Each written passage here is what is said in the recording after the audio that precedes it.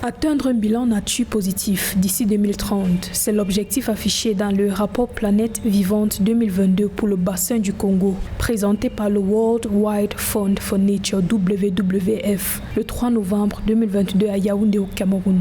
Le bassin du Congo reste le poumon vert de l'Afrique avec un énorme potentiel.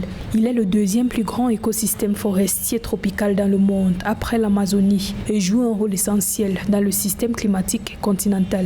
La préservation de cet espace forestier est indispensable pour garantir la sécurité alimentaire, lutter contre le changement climatique et prévenir les catastrophes naturelles en Afrique, selon ce rapport. On dénombre aujourd'hui quasiment une perte qui atteint 69% des espèces.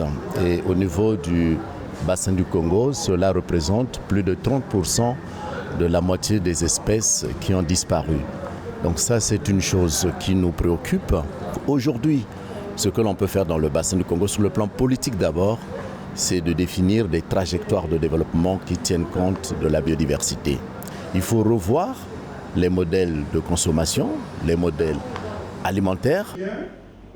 Le rapport Planète Vivante 2022 indique que depuis l'an 2000, l'Afrique centrale connaît une perte de près de 9% de la superficie des forêts tropicales humides, soit 18 millions d'hectares, une perte de 40% des cultures de base, de 30% d'habitat pour la moitié des espèces africaines et un risque d'exposition à la hausse du niveau de la mer pour 108 à 116 millions de personnes, sont quelques impacts liés au changement climatique d'après ce rapport. On estime aujourd'hui, selon le rapport que nous venons de lancer, que les pertes de couverts forestiers au plan global s'estiment à environ 10 millions d'hectares par an, ce qui est énorme.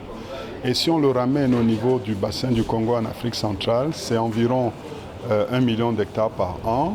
Rappelons que le rapport Planète Vivante est publié tous les 2 ans et propose une étude complète des grandes tendances de la biodiversité sur la planète.